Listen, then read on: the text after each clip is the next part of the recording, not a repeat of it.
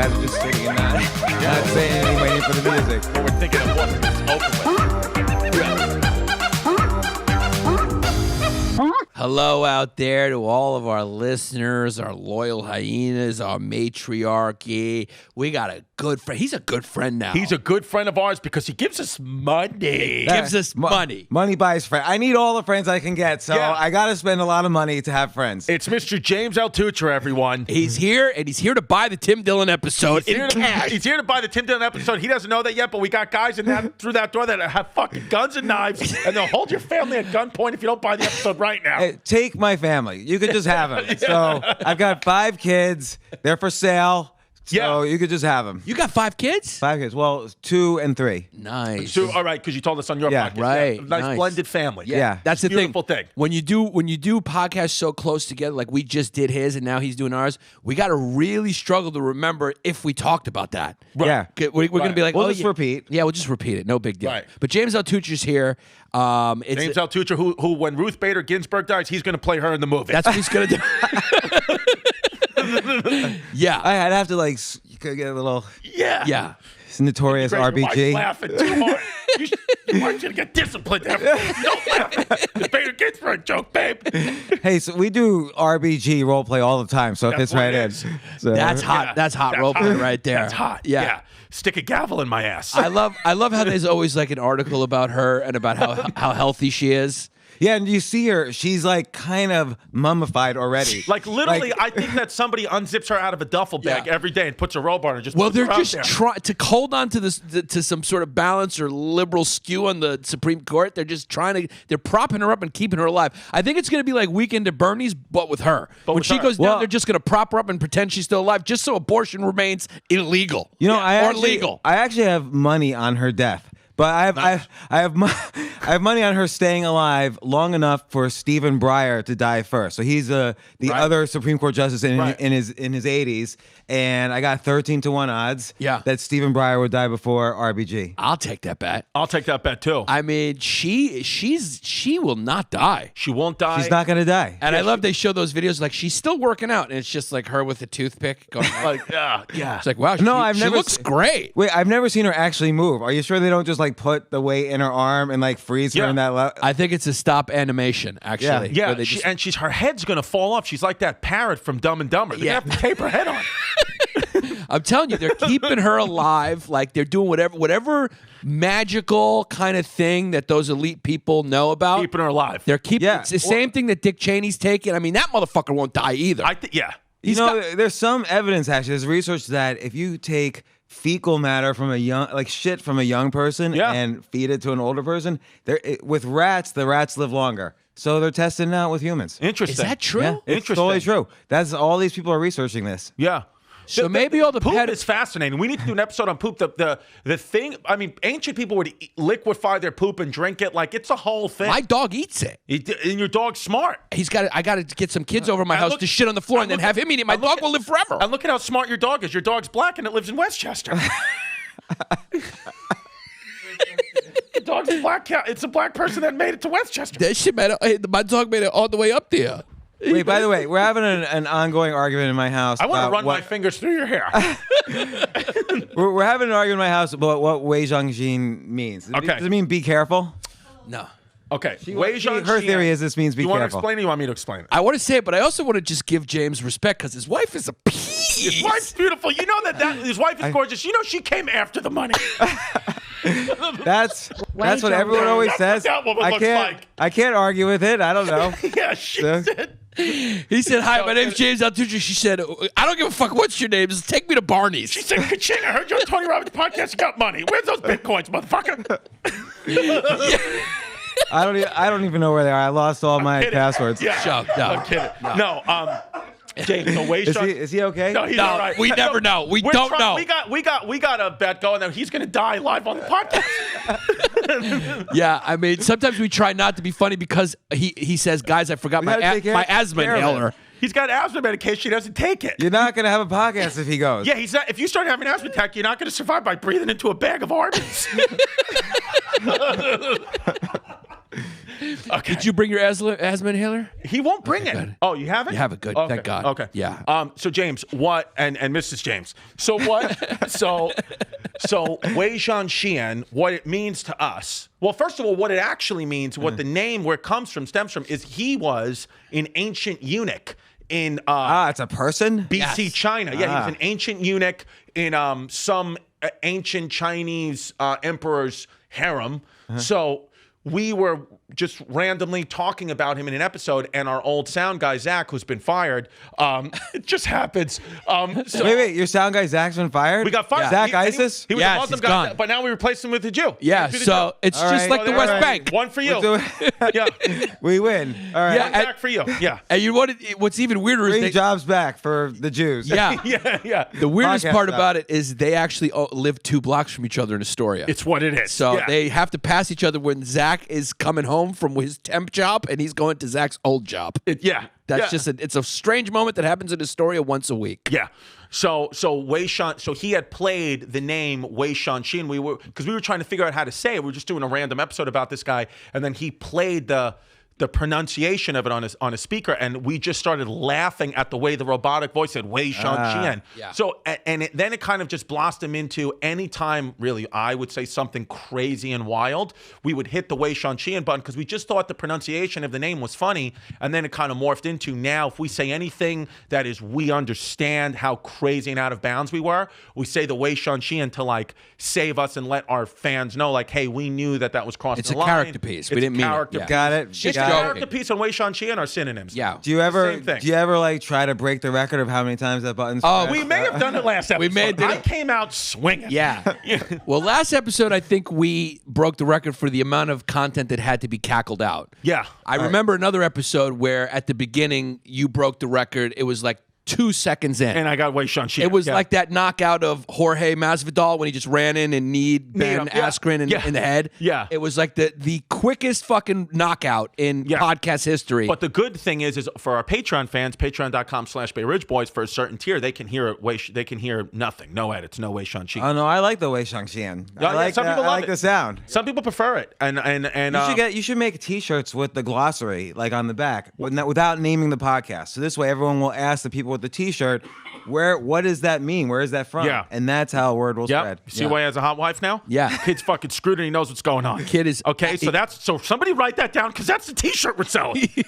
I mean, what are you doing? It'll work. You give us great $1 million ideas, and we could give you trail mix. It'll work. Now, I do go broke a lot too. So after you make the money, Right. don't listen to my advice anymore. But until then, listen to my advice. Yeah. So you feel like you have like a gambler's personality a little bit? Like if you no. don't like security. No, because I think true gamblers don't take risks. So I don't like to take risk. Like you want to make money with taking as little risk as everyone thinks. Oh, you have to take big risks to make money. No, the way to make big money is to take no risk. Let other people take the risk for you. And Wait, so how? Interesting. But how so did, then when I make the money, that's when for some reason I psychologically get messed up and I think I can take risk after that, and then I lose everything. I've done this 4 times in a row. that What's sounds the like most that amount sounds of- like a gambler to me. What's the most amount of money you've ever had in your bank account? If there's, I don't know if you come. in like a Because- in a checking account, Yeah. like just like cash in a checking account, like all cash and everything was about 15,100,000. And 2 years later, Was that at Banco Popular? Wait a second. Hold on. Wait. I got to get a towel because my seat's wet. I just got wet. But wait. That's that's the bad news because 2 years later, or that was the good news. 2 years later, that same account had $143 left in it. So I And lost. that's all the money you had to your name. You didn't have money. That- yeah, invested. no. You were worth All- 143. Yeah, 143. I had I lost a big apartment here in New York City that I had bought, and then I had no jobs, no opportunities. Nobody was returning calls. My parents wouldn't even lend me the money, and so I just had to figure it out. But that happened to me at least 4 times. That's why I felt comfortable asking because I know like the ups and downs of it. But it's so amazing to me. It how was- you could lose that much and What then get happened? it back. Yeah, Well, what because then I started to gamble. Then I started to say, "Oh, I'm really smart. I made this money." So before I was totally, Yeah. I cashed out. I was really protected it. I put it didn't even want to put it in a savings account. Didn't want to risk it at all. Then finally, I'm like, "Oh no, I'm smart. I made this money. I must be smart." So then I just started investing in all the worst possible things you can invest in. Like imagine a sports portal for left-handed people only, like things like that. Like I would just go insane, and then I would double down when things went down, and then I would borrow money and to invest more. So I just went totally dead broke, right. and then but it's not even once. It was like 4 times, and all the same, down to 0. Interesting. And it was so. But there's a fearlessness, like we were talking about before, about how when you hit rock bottom and come back from it, there's a fearlessness and confidence that comes with that I would imagine you have now. I don't know. You can always get it back. I think I can always get it. Like before, I didn't think I can get it back. Before, I thought, oh man, I won the lottery. I wasn't really like a natural business guy. I won the lottery, and now I lost it all. Just ruined my kids' lives, ruined my life, ruined everyone's life. But now I do think I can make it back, but I don't want to anymore. Like, it's really depressing. I was suicidal each time. Mm-hmm. It's just, imagine having that money and then having 0. Can and imagine. Like losing your house and, I don't know, losing everything. And so now you're trying. Now you're like, the money that I have, I want to keep it and not go down to 0. Like, I want to invest. Because I realized there's exactly. So then why'd you buy Stand Up New York? Yeah, I kind of wish you had $15 million again, so you could make a dumb decision and buy the Patreon podcast for $1 million. Because we got an episode up there for $1 million with Tim Dillon. Where's $15 million James Dummy Altucher? Because I'd like to get $1 million. My bank will pop right. When I get up to 100, I'll do the $1 million for the Tim Dillon podcast. That's a promise. But yeah, so I bought Stand Up New York because I wanted. That was like that was my dumb. I give myself one dumb investment per time now, and that is the worst investment. Don't ever buy a comedy club. I will sell you that comedy club for $10 right now if you want to buy that comedy. They don't buy it. Comedy clubs, like, it's hard for a comedy club to be the main business, right? You have to have like a restaurant business. No, you can't. Like, anything that you could touch is a bad investment. But it goes in waves, because I started comedy in 2009, 2010, and when I started. Stand Up New York was line around the block every single night. The Comedy Cellar, which is the one who's doing the best now, was doing well, but not like it's doing now. And Broadway Comedy Club is doing great, and now it's not. So it's like these things change so much for so many different reasons. I think, though, comedy in general, comedy clubs in general, people just don't go out anymore. Like, you go watch YouTube. People think you can, the comedy experience on YouTube is the same as a live comedy experience, and it just isn't. Like, you'll laugh so much more in a live experience if the comedy's good. But Comedy Cellar, this place, there's 1 million people a day pass by the club. Right. Stand Up New York is on a side street in the Upper West Side. Like, literally nobody walks past that club. So there's no foot traffic. You depend on like Times Square Barker. Yeah, Times Square. The Barkers say, "Oh, Chris Rock's performing tonight." Yeah. Like, and then they buy the tickets. Oh, Chris Rock, and of course, Chris Rock's never performing there. Right. And then there's the 2-drink minimum. You said you weren't really a business guy. What do you mean by that? Like, what is it? How do you make $15 million and not really be a business guy? So I was really into. I wanted to just write fiction. Like, that was my dream. And I moved to New York. I worked at HBO thinking this will get me connections. But I was a software guy. That's how I got into HBO. And I happened to know how to make a website. It was like 1994, 1995. Mm-hmm. So there was like 6 people in the city who knew how to make websites.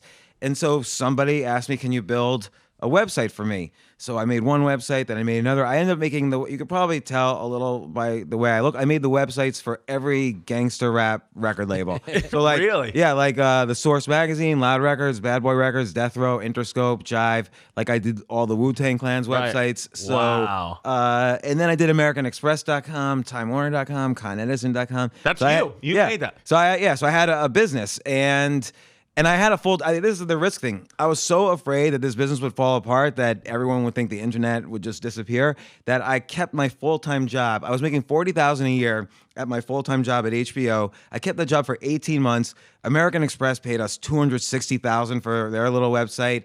The Matrix movie was $250,000. We did all these websites, and I wouldn't give up my full-time job. And then at night, I had 30 employees down the street making websites with me. So right. So that was the first business. Yeah. And then what did you do with that money? Like, the money you made from that? How'd you flip that went to your ex-wife. Yeah, that was all part of the 15 million, and that went to zero, and then I got divorced. So that was like. But how did it go to zero? What did you put it in that it went to zero? Besides the divorce. So I took it out. I took it all out of these internet stocks, and then just a few months later, what am I doing? The internet's great, and so I put it all back in internet stocks, and then borrowed against it and put more into internet stocks. But he's an example. So you were just investing in all bad app ideas. And also, I thought. This is the crazy part. I honestly thought I needed to make more. Like, I thought everyone's getting rich in this internet boom. How come this is how stupid I was. How could I only make 15 million? So I thought, I need to make as much as these other guys. I'm stupid if I don't. And so it was just insanity. I wish someone had like told me to do differently, but I just didn't know. I didn't know anything about money. That's what we were talking about with money.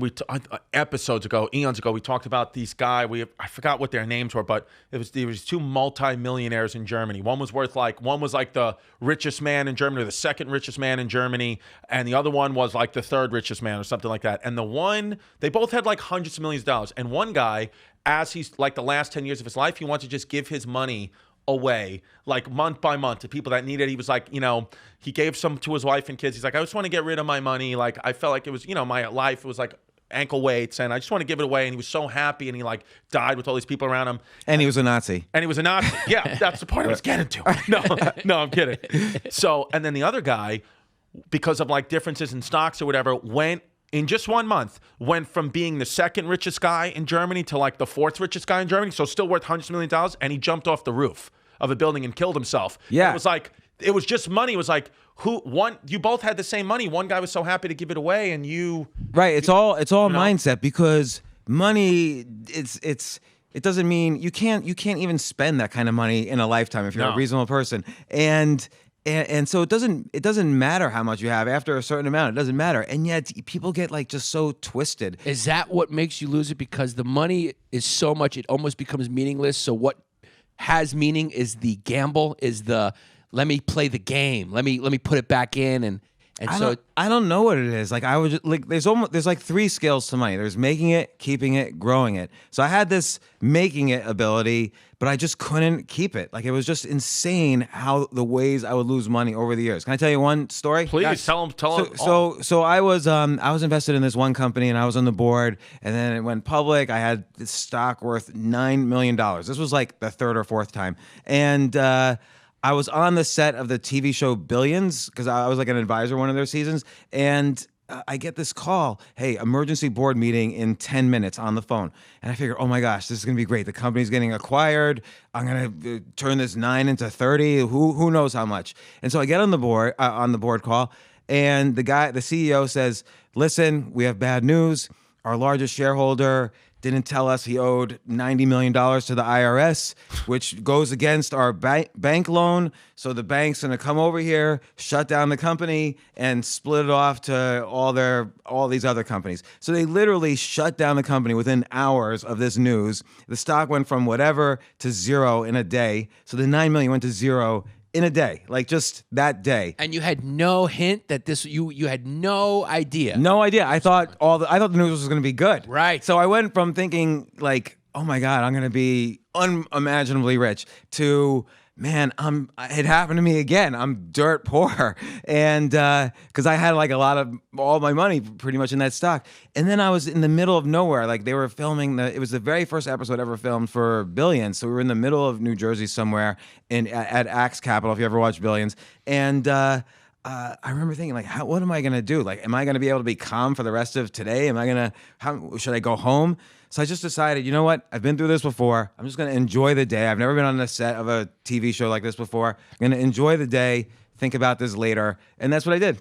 So that's when I finally realized, I could start learning from the other times this has happened to me. Were you married or single then? I was married. You're married. Yeah. I had to think about it, but I was married.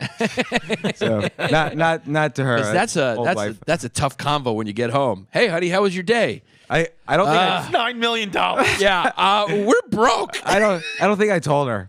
So yeah. So I just, you're always calling me a zero. Well, you got your wish. Yeah, well, That's what I am. You nailed it. Today. Self-fulfilling. Yeah. Wife-fulfilling. Do you think the expression "bulls and bears make money, pigs get slaughtered" is 100% accurate or Yeah. Yeah, it is, huh? Yeah, because again, it's all about So it's just not greed. taking risk. So the greed that's what makes you lose the money. Is you just go a little too far. You just want it.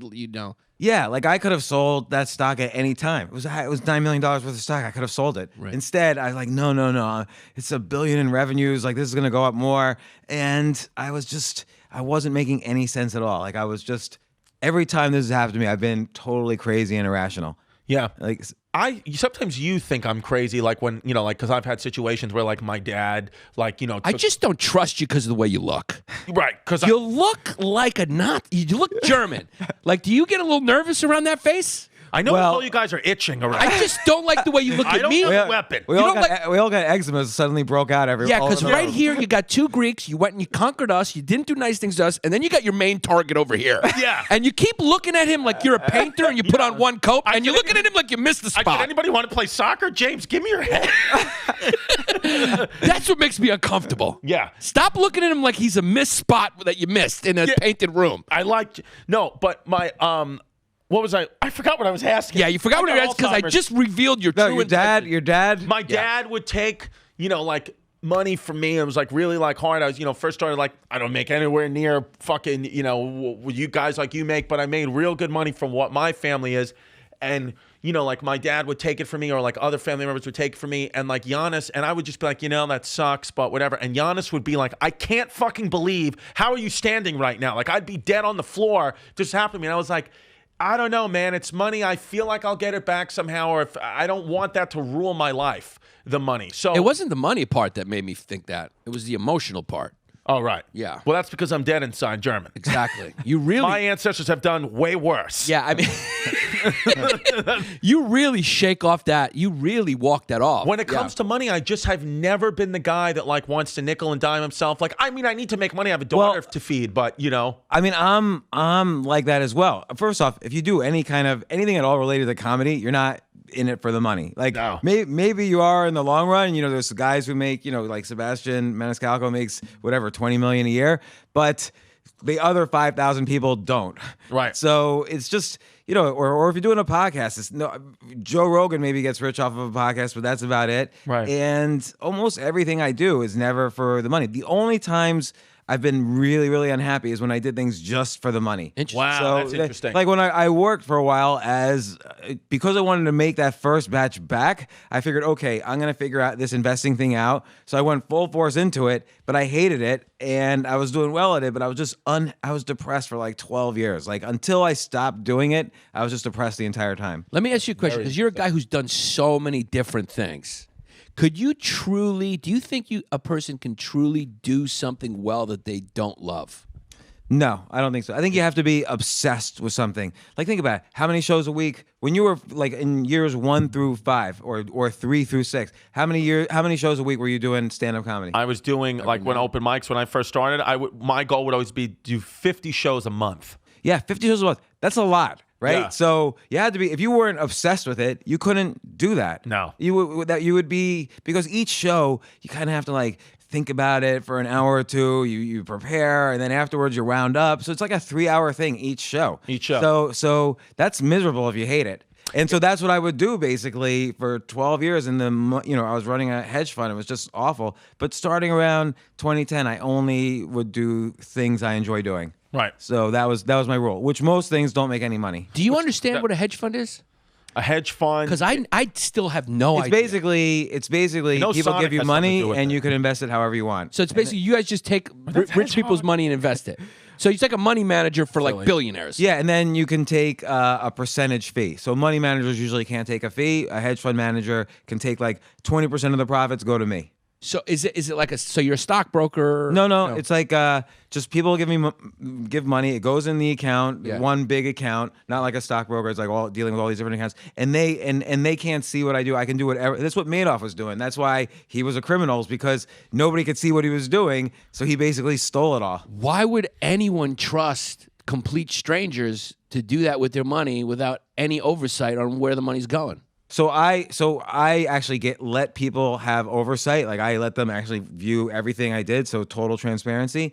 But I don't know why anybody would trust Madoff. Like it was weird. Like it's funny, after Madoff was caught. So I visited Bernie at one point during his hedge fund days, and I wanted to raise money for him. Those were better times for Bernie Madoff. And Bernie Madoff, you told us before, won't do your podcast. Yeah, he won't do my dying podcast. in prison. He sounds a lot like someone else. You know, her name's Ali Wong. She also won't do a podcast. And she won't invest money with me either. Yeah, she should. So I visited. So I wanted to raise money for my hedge fund. My neighbor, worked for Bernie Madoff. So he said you should meet this guy. I didn't know who he was at all. So I go into his office. Bernie gives me the whole tour of the office, and then we sit in his office. And he's like, "Okay, what are you interested in doing?" And I'm like, "Well, I'm hoping you could put money in my hedge fund." And he's like, "Listen, you seem like a great guy. You could work here anytime you want. The door's always open. You could have a job here, but I don't know what you're doing with the money. You know, we don't want to take any reputation risk. You could be spending it on whatever for all I know. And the last thing we need is to see the name Bernard Madoff Securities in the Wall Street Journal." So he was nervous about what I was going to do with his money. That's hilarious.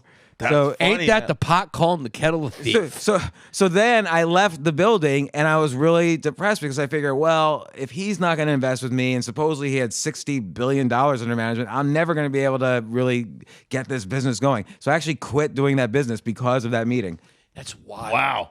And you saved yourself. Wow. I saved myself by not having a job because there were some people I knew. Sometimes the biggest failures end up being like biggest successes. I had one friend who had a job there, and he was caught in December. So it's like everybody was 2 weeks away from getting their bonus. So a friend of mine was going to get a $2 million bonus within 2 weeks, and then it just all went to zero. So you got no bonus. Do you feel like, because how now with comedy classes and everybody thinks that they can do everything now. Like I could just be a comedian and I could just be a singer and there's a class for this, a class for that. Do you think guys who could get to your level, your peers' levels, like with able the way to manage money and make money like that, do you think that can be taught? Or either you have that in your brain and could do it or you can't? I think it can be taught. Yeah, because I wasn't good at business at all, or entrepreneur, whatever you want to call it. Because you have to be good at. It's like comedy. Think about comedy. There's no one skill comedy, right? There's humor, of course. There's crowd work. There's stage presence. There's likability. There's all these other skills that you have to get good at kind of at the same time. It's the same thing with business. There's like sales, negotiating, execution, managing. There's all these different skills. And so I had maybe 1 out of 10 of the skills you needed to have. I was really not a good business person at all. And still not, actually. I really don't like running businesses at all. So you didn't graduate from some prominent business school or anything like that? No. I went to DeVry. You started in tech, right? Yeah. I was a software guy, and then I got kicked out of school for various reasons. So I knew how to do some software, and I was interested in writing. So that's all I did.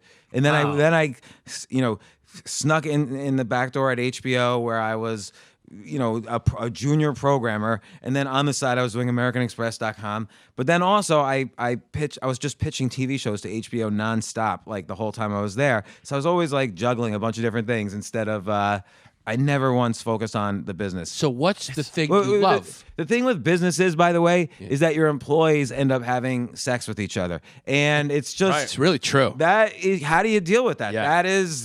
That is in every single business. Yeah. You have to deal with that. We know. And it's a drag. I don't like dealing with it. Venetia had an affair with Zach, and we had to fire him. We had to fire him for that. Right, because he won't sue. You can't fire Venetia because can't fire her. And we had to do just to keep her safe from her dad, because if her dad found out that she had sex with a Palestinian guy, I tell you what, she used to be Greek. She used to be alive. She's dead.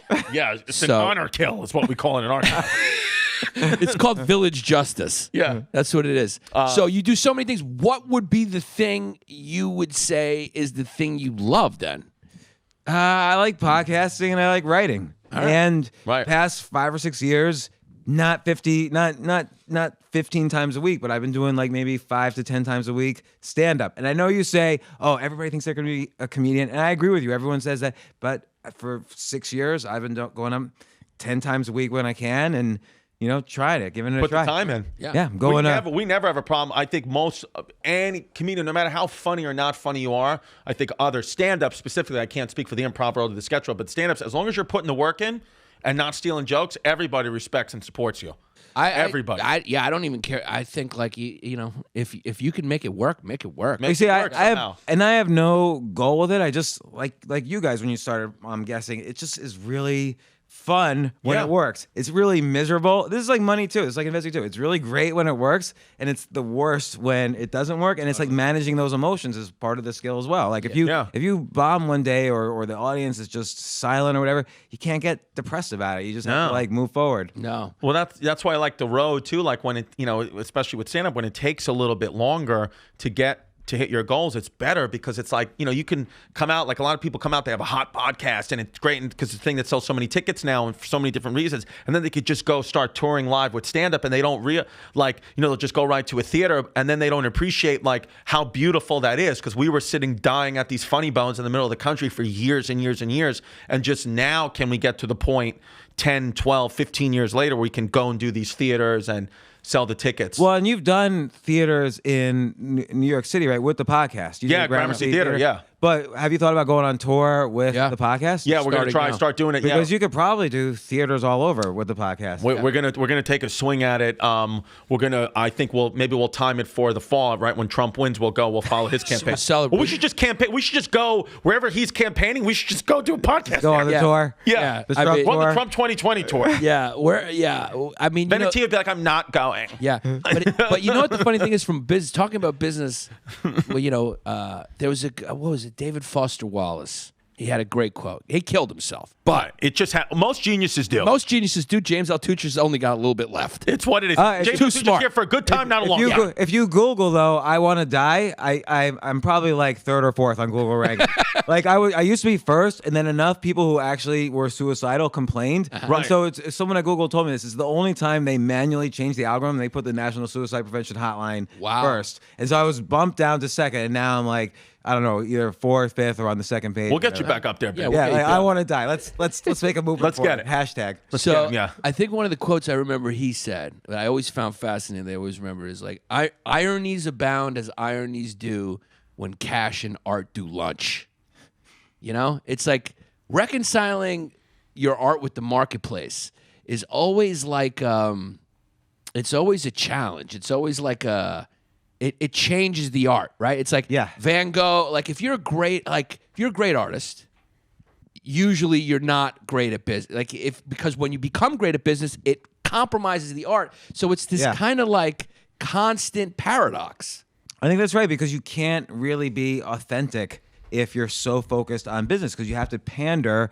Just think about it in comedy. Let's say you go up on stage and you have a bunch of jokes or a point of view that suddenly the audience is like dying. They're like, you're killing it every time. You'll kind of like say, you'll feel this instinct, like if I'm gonna really succeed and make money at this, I better do all my jokes what the audience is telling me they love, instead of continuing to find your voice. And at that moment, it ceases being art and it becomes marketing. And I think a lot of people, there's a saying, like, if you listen too much to the audience, you become part of the audience instead of being the artist. Right. So I bet you that's why a lot of artists, comedians, writers fall apart, is when they, and I have this challenge in writing, is that, it feels good, this works, like this article got hundreds of likes or shares or whatever, and then you feel like feeding that flame again. But that's death. Well, I think that's when it happens. I know, Louis C.K. was talking once just at the back of the Comedy Cellar table, and he was saying, somebody asked him, some like random waiter was like talking to him about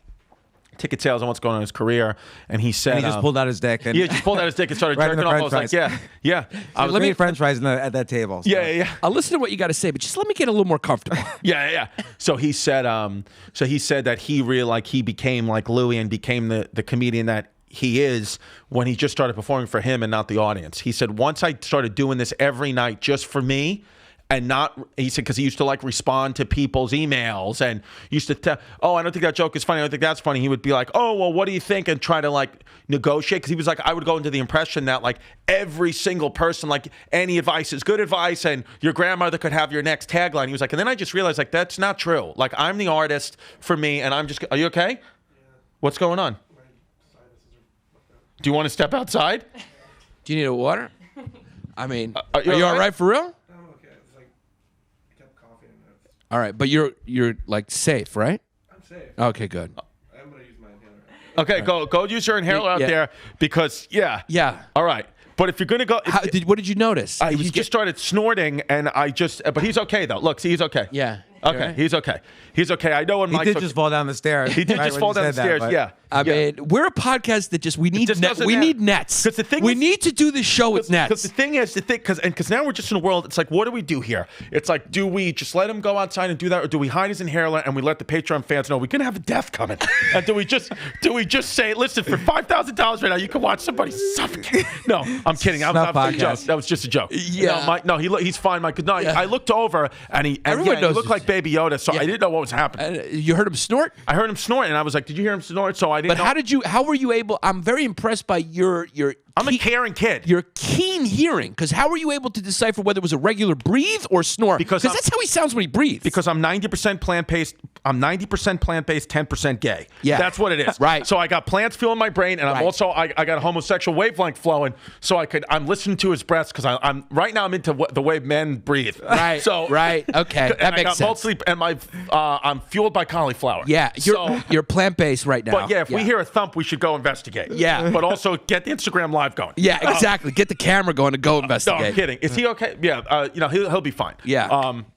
But yeah, So Louis C.K. that was. So Louis C.K. when I heard him say that, I was like that, and then Oprah said the money comes second. I remember watching Oprah once. My mom had a flare up of her gout, and I had sprained my ankle, and we were sitting there watching Oprah, and she said the money always comes second. And I remember being 16 and always thinking about that and being like, because I used to be a physical therapist, and I love that career. And then I was like, I'm kind of doing this for my mom, though. Like, that's what she wanted to do, and I did it. And then I was like, let me just do comedy. And in the beginning, comedy is so nuts because you're paying to do open mics. And I left a job with good health benefits and something I have a doctorate degree in. I left, and my mother was beside herself. But I was like, this is just what I want to do. Like, I know the money will come. I don't care. I want to live my life. I wanted to be at the end of my life and be like, you know what? I took a chance. I did it. And now, now it's like I could be making $100,000 or $10 million. I'm just happy to do it every day.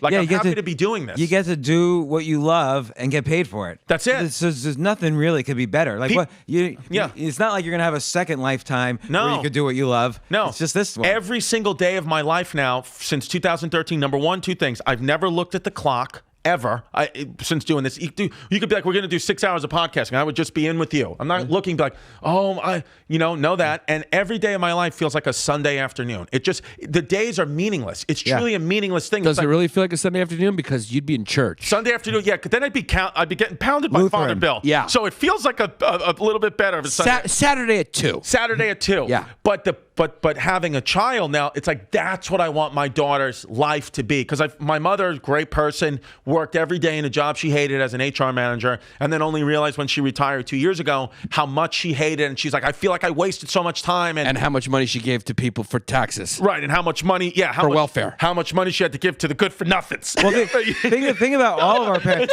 Think about all our parents' generation, though. They were all miserable. Like everybody I know, their parents were miserable. Were your parents miserable?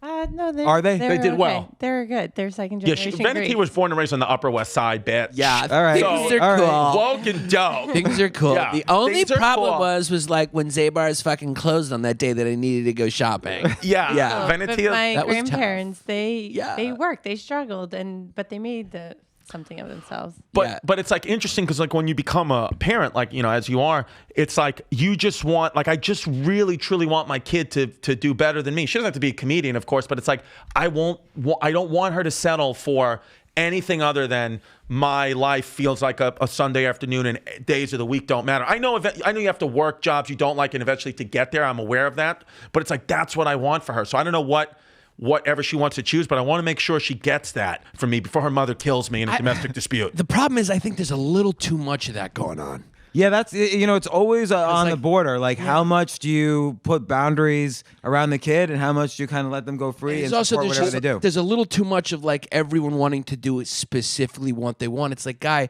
the world wasn't made for just what you want to do. It's like certain people have certain talents.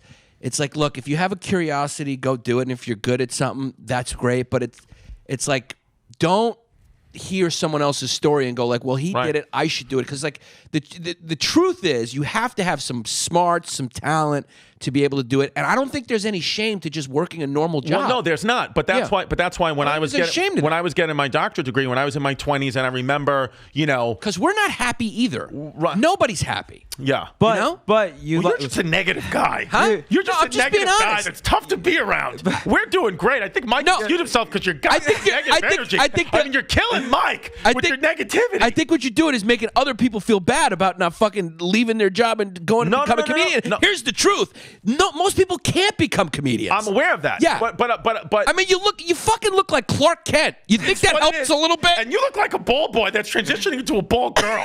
so wait, Mike, welcome back. You okay? Okay, fine. But my point, like, I remember always telling myself I would fucking lock myself in this library every weekend when I was getting my doctorate degree at New York Institute of Technology. That's where I went, NYT, shout out to Westbury. But I do tell girls it was NYU. You told the girl in Ridgewood that they would think you were going to Harvard. Well, I said that my mother goes to Harvard, but she did go to LaGuardia Community College, which is the Harvard of Ridgewood. So I did. I would say to myself, I'm doing this. I'm getting my doctorate degree because at that time I thought I was just going to be a physical therapist, and that was going to be a life, choice that I really wanted to do. But I would say I'm putting myself in this prison now in this library on these weekends when all my other friends are going out and having fun and starting families and whatever there is. I'm like, I'm going to sacrifice my 20s to give myself a lifetime of freedom. That's what I kept saying to myself. I was like, you're buying your freedom right here, man. You're sacrificing so much. So I feel like in many ways, even though it didn't turn into physical therapy, I did put in the time and the sacrifice, which I want my daughter to do, and I just feel like all the sacrifice that I made playing sports and getting my education all leads up to now I can do what I want because I put the time in previously. But listening to you, I'm like, I sometimes feel like I need to take more chances and sometimes I feel like I still am in this prison and I don't realize it. I don't know about if it's taking chances. I think it's just trying lots of things. Like, you have to basically, whatever you're interested in, just try it. Like, I sent you guys that story. I did a Kickstarter to buy Greenland. So that's like an experiment. Just do as many things that are just crazy as possible and even a little scary. So for instance, think about that Louis C.K. quote. Just look at his last special, Louis 2017. He starts off joking about, so I was thinking about abortion, which is like a hot, a third rail in any comedy club. So he just starts with that. So you get the feeling that since he made that shift in his philosophy, like maybe around 2008, I got the sense he never did a special unless he was a little bit scared what people were going to think. He was always experimenting. That first special where he was really talking about his life, he basically says, my kids are assholes, right? And because I remember it because I was playing it for my daughter, and she was like, oh my God. She was like 5 years old. She was like, does his kids know that he just said that? And she was like really worried for Louis C.K.'s kids. She still should be, but for different reasons. But that he was taking chances, whereas before he just was doing the absurdist stuff. He wasn't taking as many chances. Right. Yeah, there's that part of it too. Yeah. Yeah, he started. He turned it into he probably went for the art. He probably go, hey, let me do this for me. Let me do it for me. But my point is this. America the American dream is such a part of American culture, but it's an illusion. Don't you think? Totally. It's all marketing. Like this is why I asked you the last nobody time. Ends up why doing you own a home. Yeah, nobody ends up doing anything great who doesn't have the potential to do something great. It's like you can't just go hey, I'm gonna try this, and you could become successful at it, I guess, a little bit. But it's like you're never gonna make the top of the mountain unless you were bred. Unless you were born to make the top of the mountain. Except on TikTok. On TikTok, it's wide open. Right. Yeah.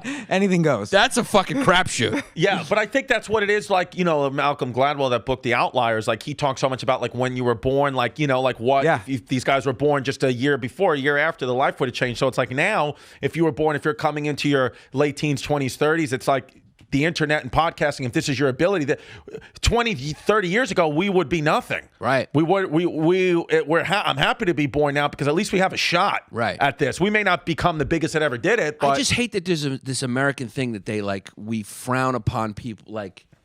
If people work, if you go to Scandinavia, and someone's working in a restaurant or whatever, nobody looks at them like, oh, I guess it didn't work out, or you know what I mean, or. But also, there's a thing like, how come you don't go start a business? But it's like, because I'm a stupid guy. Yeah, but why can't I just be a stupid not everyone guy? Not everyone should start a business. I shouldn't start a business. But we also shouldn't look down on those people. Because we're no happier. It's like, I've met the most successful people, the richest people. We're all fucking the same. We're all dying, and nobody's ever happy. Happiness is not like a constant state where everyone's just like, hey, I made $1 million and now I'm happy. Or, hey, I'm doing comedy and now I'm happy. No, I mean, you made a lot of money. You're doing great. You chew your fingernails off every day. But I always did. Yeah. So you're not, nothing makes us happy. But it does. But I think I'm telling you. Except for good looking pussy. I've said that. This is Papa's shout out. Cackle that. But I think when, I got to be honest, though, I am happy. When I'm with my daughter, I'm like really just truly like checked out and happy. I got to be honest with you. Being a dad for me has changed a lot of what I get what you're saying. But are you happy or are you fulfilled? I'm happy. Well, you know what? It's weird. It's a catch-22 because I'm so happy and fulfilled. But then I guess because of my Catholic guilt-ridden mind, I always think about, or disaster mind, what happens if something happened to her and she was gone and not in my life? I wouldn't be able to live anymore. Yeah, or just imagine this. At some point, she's going to be really desperately unhappy and you're not going to be there. Or at some point, I always picture that with my kids. Yeah, and the best case scenario is I die way before her. Yeah. And then I'm without her. Like, then I'm going to be without her one way or another. So I think about that too. You know? Yeah, having kids is depressing. It's beautiful. It's isn't it like the biggest paradox? Because it's so depressingly happy.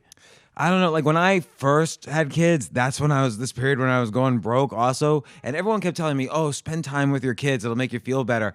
It just made me feel worse because I realized I just shat the bed on their future too. That's how I was thinking. And so I really thought they would be happier without me. I had a life insurance policy, so I really thought this is the way I can make them happy is by letting them get my life insurance policy somehow. So that's how distorted my thinking was. You know what I will say is a nice feeling though? It's a good business though. You're thinking like, hey, I shit the bed. How can we make a little money out of this? When you stop living like what your parents want you to do, because like my mother wanted to be a therapist, my dad wanted to be a therapist, and I did it. And then like even with my comedy, they wanted me to be clean. They were so happy when I did David Letterman. And now like my mother couldn't be less proud, even though I've been doing well, she couldn't be less proud of the things I say on this podcast. But because I'm doing it for me, and I really kind of like, it's like a Russian doll, your family. Yeah. Like it just gets smaller. Like now I just think about like me and my daughter. I'm like, I'm proud of it. I'm proud. I'm having so much fun. It's like, I love my mom, respect her, but like, I don't care what she thinks about me anymore. I feel like I keep getting like released. Like I keep thinking like, oh, I'm free. But then I'm like, oh no, there's this chain. And then I break it. Yeah, and then there's the next one and the next one. And the last one is your sexuality. Let it go. Just be free, baby. As soon as my dad leaves his last breath, I mean, I am coming way out. I'm sprinting out of that fucking closet. Well, why? What would he do if you hypothetically did that? If I hypothetically, I just don't think he'd be able to take it. But it is interesting you bring that up because I was thinking about because he's always you called him this morning. Well, because he's always trying to get his hands in my money. A good way to kill him is to just come out. So if I want him gone tomorrow, I could just be like, hey, Dad, here's my Grindr account. Yeah, hey, Dad, here's my life partner, Mateo Lane. Yeah. See, I think though. No, I'm kidding. But the point is, I think you're saying is honesty sort of buys freedom. Yes. So that's oh my God. So I couldn't believe like there were so many points in my life where I just wasn't honest like about feelings, and now I just am like saying no to gigs or being honest with someone about my feelings. I'm just like, yeah, it's so freeing. I feel so great being honest because I used to just be a liar.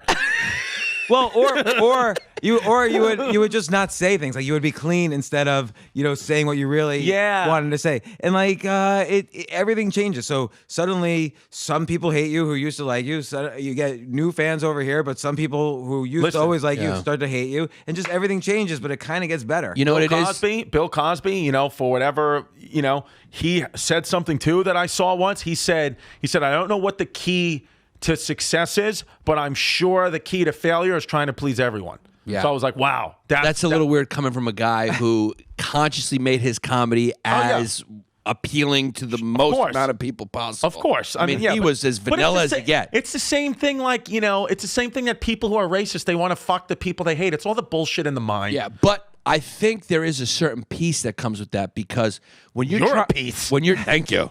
When you're trying to please everybody, you're just sacrificing too much of yourself. Right. You know what I mean? It's because nobody is for everybody. Nobody likes doing everything. Well, yeah, the only way to please everybody is to listen to everybody, and that's a drag. Yeah. Can't do that. Like most people have nothing to say. So I think that's why a lot of like big stars go crazy and lose it.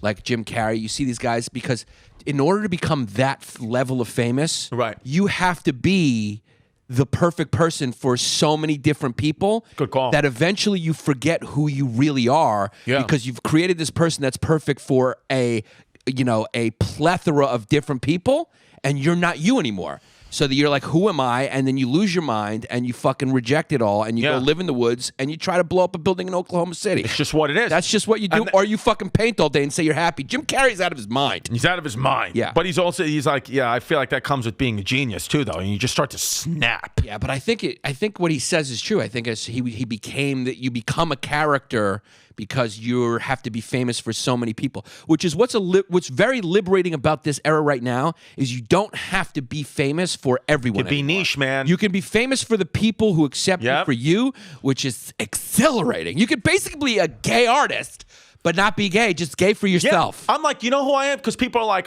hey, you shouldn't joke so much about being gay if you're not gay. It's like, listen, guy, I'll do whatever the fuck I want to do. I mean, one day I'll say I'm gay, one day I won't. I don't give a fuck. You'll do what you want. My mother's not proud of me. It doesn't matter anymore. Yeah, here's the thing. One day you could have an audience full of guys who made a lot of money in tech, lost it, got it back, had 2 wives, have $15 million, because there's like, you can find your specific audience. Yeah. You can find a cage fight Tony Robbins. Yeah. Can you set it up?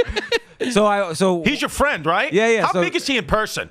He's massive because his head looks like it was made on Easter Island. Well, that's just it. Is that he's not just tall. He's like weirdly tall. Like his head is like 2 feet tall. Yeah, it's a Cro-Magnon. And he when you do like a podcast with him, all he does is like he bangs on the table like every word. Oh my God, and so that would make me come. It's true. The entire room is shaking. So the audio engineer had to come in and like, you have to stop banging on the table. And he's like, oh, sorry. And then he would just start banging again. But he's he was talking and he's like, he doesn't know when to stop. Like he'll go on and on how, and then I was 36 years old and President Clinton called me during the impeachment and I would have to yell at him to get him to shut up, to say, why would President Clinton call this 36-year-old guy for advice about Monica Lewinsky? Like, yeah, because I listened to all his podcasts. I listened to your interview. I'm such a Tony Robbins fan, and I always think about that too. I'm like, you're just casually saying that these things happen, but I want to know why. Yeah. I know that it happened. You're Tony Robbins. That's why I want to stop you right there because I want to know why did he call him? I know your mother used to fucking pour Drano down your throat. I know all the stories, but I want to just know why. Yeah, what happened? You know, he still wouldn't really say. He just basically said that he got to know President Clinton at these dinners or whatever that they would have. And got to know him on Epstein's Island. Who knows? Let's just say the truth. Easter Island head. Let's just say it's where a lot of people met. No, I'm kidding. Yeah. And then Clinton would just call him for advice. He just wouldn't really elaborate. So are you still like actively friends with Tony Robbins? Like it's your boy? I mean, he's talked about you. Yeah, if I wanted him to come on my podcast today, he'd probably come on. Like we only know each other through going on each other's podcasts. But not many people do that. You know? I mean, I've been a small group of people in his life. Yeah. The first podcast I did with him was at his house, which he told me he had just finished that year paying off, and it was like this enormous, like $60 million house in New York City. No, in Palm Beach. Oh, nice. So it was just huge, and then and he was actually kind of run down for that podcast. He had just gotten back from some trip, and I had never seen him like tired before. His energy is insane, man. It's when you watch that stuff. I mean, I've never met the guy, but I mean, the energy that he has is like, it's really inspiring. Yeah. It's cocaine. He doesn't do cocaine. Nobody said he does down in these like cold baths. Like the cold baths. Yeah, I know. And every time like the water, the heater goes out in my fucking pre-war building, I got to get out of the shower and I wash myself off in the sink. Yeah. But this guy's jumping into cold pools. Yeah, before every talk, speech, whatever. You think he can even do our podcast? Can he do the Hyenas? You should ask him out. He'd probably do it. Why the hell I'll not? I'll start tweeting at him. He does a lot of those big shows in Florida now, right? I think a lot of them happen in Florida. I would go to one. I would love to go to one, but I'm not paying 10 G's. Yeah. It's definitely costly. You gotta be rich to go to a seminar to learn how to get rich. I feel like actually it's weird to go to those those things. Like, can you imagine just like suddenly you go to this thing and you're like jumping up and down with everybody else? It doesn't feel like a natural thing. It feels like weird, yeah. like a quasi-religious movement. Well, the same thing to me, and I'm a humongous fan of Tony Robbins, truly huge. But it's like the people that actually pay and go, it's like the same thing with like Jesus and the apostles and the disciples. It's like you need to be a certain kind of person to be an apostle. Like you need to be a guy that's like, I need help. Here's Jesus figure. Like I'm not a person that even though I'm such a fan of it, it's like, all right, I'm not gonna pay money though for you to tell. I know what the fuck to do. It's just not happening yet. But it takes a certain kind of person to be like, I have nothing left, so you have to give it. Help me now, Tony. That's how I feel. But a lot of people who see him, aren't just those people. A lot of people are like, he advises like very powerful and rich people. Yeah, but they still subconsciously, they still may feel they have the insecurities and all that stuff about them. Yeah, and it's not about money. It's not about money because those people have money. Everybody needs a coach. Everybody needs a coach. Yeah, but I feel like a lot of people who are like who will pay the 10 G's, they're like avidly atheist. So right. And so good point. Like nobody goes around saying, "Oh, I'm not this or that. I'm an atheist." Like you're either nothing or you believe in something. But some people are like, "No, I believe in atheism." They make that into a religion. So, but then Tony Robbins or transcendental meditation or whatever becomes their outlet. Right. So they still transfer that energy to something else. What do you believe? What's your belief? I just don't believe in anything really. Right. It's just one life, and that's how much. Did I did have a bar mitzvah. How much did you make? I think what was the score? I think it was like $1,200, which I then I stole from my parents, and it took them about 4 years to figure that out. That's not a good score, 1,200. No. My friends poor growing up, family. they give me like 8, 10 grand. For your bar mitzvah? No, my friends. Your Greek? Oh, okay. Yeah, because I grew up with all Jews. Park Slope, Brooklyn. Okay. I didn't meet my first Jewish person until I was 23 years old. Yeah. Shout out Dana Strager. And I grew up in Brooklyn, New York. So you grew up next to all the Hasidic Jews. I know, but my grandfather would drive through the neighborhoods and make us lock the doors. Well, just kidding around. No. But there was a game. If you hit one, you got 10 points. that would be a fun game. Wait, Shon-Chia. Hit the way Shon-Chia, Andrew. What are you having a fucking asthma attack too? Oh. Oh, sorry. But it's funny how like my grandparents actually hated the Hasidic Jews in Brooklyn. Like we actually really weren't. Maybe we're related. Yeah, all the Jews are related. Oh yeah. No, I know. So you think you're agnostic or atheist? Which way you go? Yeah, agnostic. Like I don't Just really. sexy. I don't. Yeah, I focus on that. I think the sexiest ugly guy in the world. I'm of the opinion that agnostic is the most honest answer. I think that's and the what's most agnostic again? Well, I was. I don't know. I don't know. Yeah, you don't know. Atheist, you're saying God does not exist. Yeah, but you're really know. but you're really firm about it. Like you'll argue about it with people. Like God, like how do you know? Nobody knows anything. Like we just don't even know anything. We don't even know. How the government is run really. Like, and then they're gonna talk about God. Like everybody's kind of insane. Atheists are kind of like equally as unpleasant for different reasons than like very religious people. Yeah, like you could start talking about anything. Like, oh no, I can't talk. I'm atheist. But meanwhile, I'm gonna pay $5,000 to get my TM mantra, and it happens to be this. Don't tell anybody. It happens to be the same mantra they give everybody else. But that's why they keep it a big secret because it costs $5,000. Anyway, I'm ranting. No, but they also. I do TM. I paid the money to do the transcendental meditation. So you got the same mantra though as everyone else paid $5,000. I got the same mantra, and yeah, if I could have just asked, anybody would have told me it. But I will say it does help me. It might be placebo. I believe meditation helps. It only helps me because it gets me away from my phone.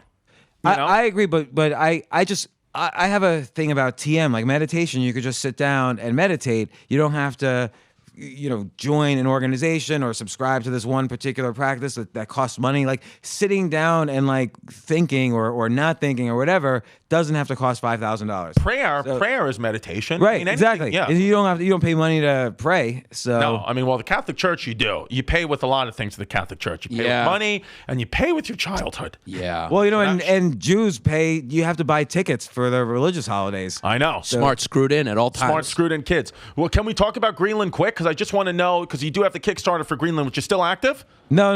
They shut me down. Oh, they shut you down? Yeah. So what they was censored me about Greenland? First of all, Greenland was one of those ones where Greenland is not green. No. Iceland is made green. of ice, and Iceland's green. Right. Yeah, so Eric the Red, I guess, found Greenland, and he wanted people to come from Iceland to Greenland, and so he called it Greenland instead. That's what it's 97% ice. Marketing. Or it was. I'm hoping for global warming, and then the ice will disappear from there, and it'll be a good vacation spot. There's a lot of people who are angry at you right now because they think you don't believe in global warming. There you go. They're coming at you. But when I'm just in my beach house in Greenland and it's 90 degrees, I'll be laughing at that. Well, yeah, because we support. We don't believe in it either. We know it's a made up thing from the Chinese. So wait, what you're saying is like coronavirus. Coronavirus is certainly from the Chinese, and I think they're putting it on the masks. Yeah, that for people sure. are wearing. Those masks definitely don't work, by the way. They have they're tainted with coronavirus. It's all an industry. Yeah. There you go. You're actually giving some very good advice right now because, like, if you believe in global warming, right, then you should invest and buy a little piece of Greenland. Yeah, you could Get rich. You could rent like a huge place in Greenland for like $1,000 a month. So how come are you not doing that? Why don't you want to do It's that? still cold there. Well, I did put up this Kickstarter once. So Trump made this tweet that he wanted to buy Greenland. How much does it cost? Well, we don't know. Nobody's so Denmark, the prime minister of Denmark responded, and the prime minister of Greenland responded. Greenland's not for sale, and I thought both of those tweets were kind of stupid. Like, first off, why would you tweet you want to buy a country or an island or whatever, and then why would you tweet back it's not for sale? It's like people are negotiating on Greenland on Twitter. Can I just make a point about that? That is Trump's superpower.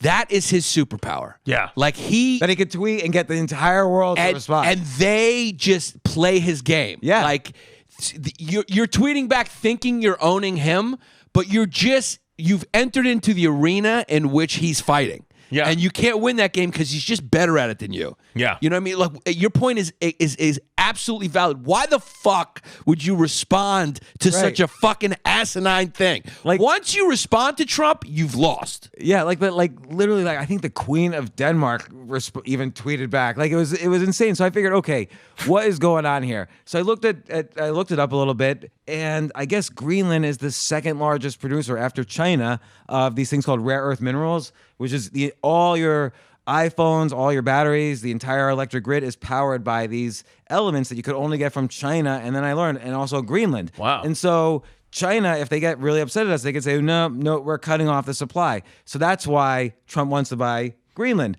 But then, so I looked at it, there's a company called Greenland Minerals that does all the mining of these rare earth minerals, and it's 100% owned by the Chinese Nuclear Commission. So, which is like the weirdest thing in the world. Like, how did this happen? That China basically controls all of it. So I figured, okay, I'll put up a Kickstarter. They shut me down. I put it on GoFundMe and I explained all the reasons. There was a bunch of reasons, really. And then people started actually donating, and then GoFundMe shut me down. How much did you get up to on the Kickstarter? Probably on the GoFundMe about a few $1,000s, but in like one day. Yeah. Right. And I was trying to raise $100 million. And what was the claim? Why did they check you down? What did they say? Because they didn't think I would raise the $100 million, and then they take all the charges on the chargeback fees when they return people's money for their credit cards. Right. So they thought it was too much risk. Yeah. So is Greenland getting more and more land each year? Yeah, the according to ice. global Well, warming? I don't know. There's actually two completely opposite research that says one says the ice is melting, the other said there's more snow than ever. So it's like any. But other in the research. capital of Nuuk, the NUUK, people live there and are like native Greenland people. Yeah. They're not like imports. They were born and raised. They're island people. Yeah. Well, there's now- 90% of Greenland is Greenlandic. Some other, Native American kind of. Was that like an Eskimo type of? Kind look? of, yeah. Something. And then, but also Greenland has the highest rate of suicide. If it was a country, Greenland would have the highest suicide rate of all the countries in the world. Really? It's like 83 per 100,000. You should go there and start fucking thinking. There That's where I you could go. The Greenland search engine. I want to die. I'm gonna get #1 there. Get definitely. there. They're like, we do too. Sweden, Finland, all of them that live in the north, they have the highest suicide rates because it's just a vitamin D deficiency. No, you know what? It goes up in the summer because people can't sleep because there's nonstop sunlight. Wow. So it's the Very insomnia interesting. that does it. It's a fascinating place. We should. Can we right now? Can we fly from JFK to Greenland? Yeah, There's you flights. could land in Nuuk. Should we go? Should the I don't three of know. us just go and bring a Zoom mic and just do a potty waddy from Greenland? should. We We would could be the first podcast from Greenland. I bet you if we went. I bet you there's a podcast in Greenland. No, Somebody's- no, I Schultz don't down know. there? We got to beat Schultz, the piece of shit. Yeah, not only can we go there, I bet you we could probably meet with the prime minister. Who else? What else is that guy doing all day Seriously, long? why don't Yeah. we fucking do that? Yeah, we Should we do that? The three of us? We'll bring Tim Dillon down and let him back the twink. Tim Dillon would have fun. Let's do it. How many people live in Greenland? 15,000. It's right? like 55,000. Oh, 50,000 in Nuuk. Because by the way, it's other than like the U.S., it's not that hard to go to one of these places and just meet the prime minister. Like you could just walk into their office and say, "Hey, we're from America." Yeah. And are you in? Yeah. I've pulled a folding chair and then you're sitting with them. Yeah. Like one time I was going to Turks and Caicos and I literally tweeted to the prime minister, "Hey, I want to meet you." She's a woman and I never interviewed a prime minister before. So I want to meet you and come on my podcast. And so the last day I was there, she tweeted back and said, "Okay, can you come on over?" Yeah, but she did that because you're somebody. Like if Mike Suarez was like, "Hey, I want to meet you," they'd call security immediately. If we take the caravan to Greenland, I guarantee you we could. I really think we should do that. When's the optimal time to go? I guess in the summer. Yeah, would be the time to go. Yeah. How cold is it in the summer? Is it like? I don't know. I think in the summer it's June. warm. Oh, June. It's warm in the summer. Well, we should really go. I mean, Iceland's like 40 or 50 degrees in the summer. It's probably the same. It's probably not even that long of a flight. It's right by Canada. No, right? it's like 4 or 5 hour flight. It's like 4 hours. There's good reviews on Google Maps of the airport. Does like Delta go there? Like major airlines will go there, or like you probably have to fly Nuke fucking airlines? Yeah, I think there's some weird airline that goes Igloo there. Air. Yeah. 50 degrees Fahrenheit? I love that. 10 Yeah, and Fahrenheit in the winter. it's light all day I long. say we do it. We should do a comedy festival there. Let's do it. Seriously, why don't we do that? Yeah, we should They do have it. comedy in Iceland and like. Yeah, but not Greenland. No, let's just take over Greenland. Just imagine this. So let's say the U.S. did buy Greenland. Can you imagine the pain? Like, and I'm thinking now of your daughter who's half Puerto Rican, right? Yes. Could you imagine if the Puerto Ricans look at Greenland and Greenland becomes the 51st state before Puerto Rico? Oh Yeah, my that'd be God, rough. it would be yeah. There'll be a lot of upset people in the street. No, but I'm the telling you, Puerto there'll be Ricans, fucking civil unrest. But the Puerto Ricans don't want to be put to a state. That's what. No, they my need kid's to mom put me said. to a state right now. I'm already American. They're going to be a lot of civil unrest if we not put to a state. Yeah, Put me to fucking America. My kid's grandma asked when Trump got elected. She was like, "Could you protect me because you were a U.S. citizen?" I was like, "You are too, lady. You're Puerto Rican and you were born in New York. You're born in such. Do you know where your passport is?" Shit, I know. I don't want. I don't know. I just got these food stamps. Can you just convince your baby mom first to put that Iranian clip back up? She's gonna. Yeah, we're gonna get back together just so I could put. There was a clip about Iranian women that we posted that was so funny that she asked me to take down because I was like, so I'm willing to get into another committed relationship and have another baby with her just so we can get that clip back up on Instagram. Wait, why should we take it? Why should we take it down? I forgot. I don't know. I actually don't even remember why. But was it a problem? I don't remember. She remembers. She always remember. Oh, she keeps track. She just felt like it was too close to home. Well, what can you do? Yeah. She's probably not wrong. That was. I've heard everything you've said in this podcast. That was the line that was too close. To I know, home. You know that's what's interesting? You know what's going to be That's a interesting? very good point. I got an animated show in development at Comedy Central. It just went to pilot, which is looking like could actually get on the air. Now they just told me they want me to host a show that's already going to the air. They want me to be the host. No audition, just be the host of a new show coming out on Comedy Central. And it's like, I'm willing to say this, to do this, but I'm fully aware that I'll probably be canceled for something that I said on the podcast before it even gets out or while it gets out. But I'm still willing to do it because I know that'll probably just help my career. It'll just help our podcast because it'll bring us to the next level because it's bullshit. Like honestly, it's bullshit to cancel anybody for comedy. I mean, outside the comedy community, how many people actually knew who Shane Gillis was before he was fired? Now people know. It's so because great. You should be canceled if you say something that actually truly It's mean. free press. But just to be a comedian, it's like it's free press. It's almost like it's better for us to get on television shows and sitcoms, and then because then people start thinking, what is this podcast? But the thing is, though, you've already said everything on the podcast. Yeah. So they kind of know what they're getting. And we said Wei Shan Xian after it. So, that's legal. That's legal. It's fine. Legally, if you say Wei Shan Xian, it doesn't count. Yeah. No, they if you get anything, that's how you know it's not about any sort of moral point. It's about just ripping someone down. Because you could exist on your podcast forever ad infinitum and nobody's coming after you. As soon as it's perceived that you've gotten something, then they'll be like, let's take it.